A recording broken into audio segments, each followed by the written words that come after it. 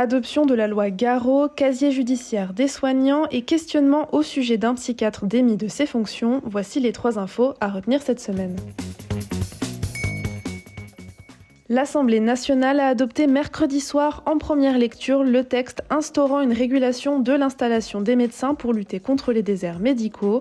La proposition de loi a été votée très largement dans une assemblée vide par 99 voix contre 9, et ce malgré l'opposition du gouvernement et de la majorité de la profession, notamment des étudiants et internes en médecine qui ont manifesté fin avril. Le ministre de la Santé, Yannick Neuder, a salué le travail du groupe transpartisan après le vote, mais a rappelé sa position contre la mesure. Le texte doit maintenant poursuivre son chemin au Sénat, probablement à partir de l'automne prochain. Le gouvernement veut étendre l'accès au casier judiciaire des soignants par leur ordre professionnel respectif. C'est ce qu'a déclaré mardi Yannick Neuder en réponse à l'affaire du chirurgien pédocriminel Joël Le Squarnec. Le ministre de la Santé a expliqué qu'il faut notamment que les ordres puissent avoir accès au fichier des auteurs d'infractions sexuelles ou violentes. Il veut aussi qu'une inscription au casier judiciaire soit faite même s'il y a appel de la personne condamnée pour éviter que celle-ci ne passe entre les mailles du filet. Pour rappel, Joël Le Squarnec est accusé de viol et agression sexuelle sur 299 patients, majoritairement des mineurs. Il avait été condamné pour détention d'images pédopornographiques en 2005, mais cela ne l'avait pas empêché de continuer